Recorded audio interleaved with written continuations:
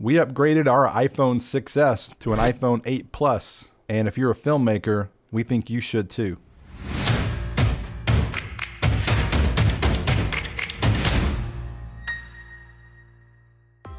Beyond the obvious of a larger phone, larger screen, a faster phone, and a new camera, we think the new frame rate choices are a big reason to upgrade for filmmakers.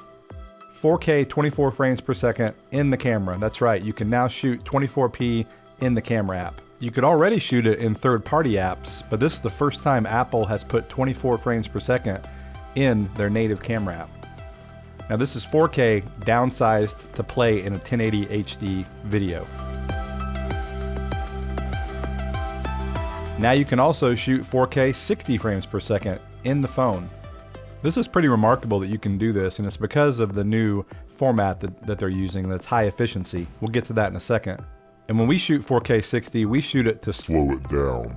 So you're getting about a 40% slow-mo effect.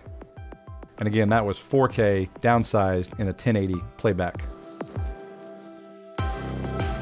And to us, this really is bigger than the other stuff. HD at 120 frames per second really looks good. It looks better than the 4K in our initial test anyway.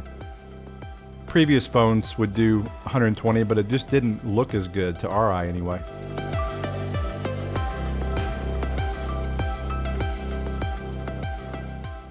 Now, geek alert here. We're going to talk a little bit about this new format, our codec, I guess.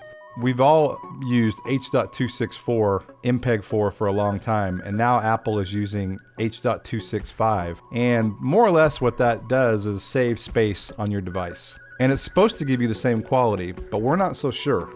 The phone defaults to the high efficiency codec, so that's the way we shot this footage.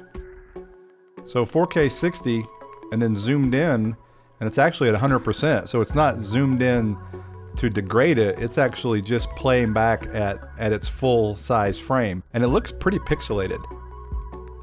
So the 4K 60, while it's great to be able to have that option, it doesn't necessarily look awesome when you look at it in detail.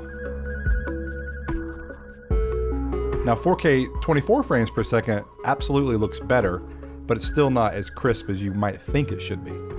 One thing to note is when we transferred these files from the phone, it did this preparing, like it was exporting it or encoding it within the phone before it sent it over to our computer. We used AirDrop. We need to research that a little bit more, but the results that we have here, while they're pretty good, they could be better in our opinion. So despite a few of the little technical things there, overall it is really great now to have 24p in the native camera app, and to be able to shoot 60p 4K slow-mo in camera is really nice. And then the 120 frames per second HD looks great. So for us, these new frame rate options alone make it worth the upgrade.